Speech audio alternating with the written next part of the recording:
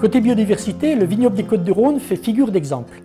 L'appellation s'est associée à l'Observatoire agricole de la biodiversité et aux chambres d'agriculture locales pour proposer un vaste plan de formation des viticulteurs.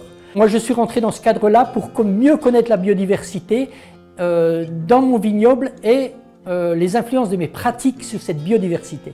Dans le cadre de cette formation, nous avons été formés à 5 protocoles. D'abord, nous allons observer le protocole à abeilles solitaires. Le principe de ce protocole, c'est de fournir aux abeilles solitaires des petits tubes en papier qui leur permettent de nicher. Et c'est l'observation des tubes qui nous permettra d'observer les différents types et les différentes espèces d'abeilles solitaires au cours de la saison.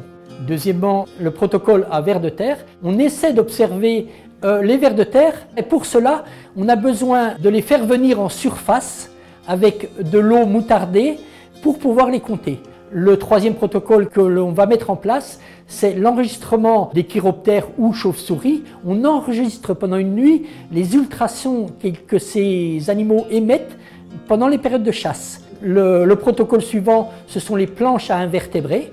Alors les planches invertébrées, c'est très simple. On pose dans le vignoble des planches d'une certaine surface qui gardent la fraîcheur et l'humidité et les invertébrés viennent sous cette planche. Et régulièrement, une fois par mois, on lève ces planches et on observe et on compte les différentes espèces présentes. Mes confrères vont faire le protocole papillon. En fait, c'est une observation un joli jour avec du soleil sans trop de vent.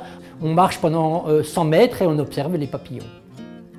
À ce jour, 70 viticulteurs ont été formés et nous sommes en train de réaliser 200 observations au vignoble. En parallèle de cette formation et de cette observation de la biodiversité, j'ai mis en place et nous mettons en place au sein du vignoble des Côtes-du-Rhône d'autres actions sur la biodiversité, notamment la plantation de haies entre les parcelles ou au sein de la parcelle, la plantation d'arbres isolés. J'ai mis aussi en place des nichoirs à mésanges et des gîtes d'été pour les chiroptères et donc les chauves-souris.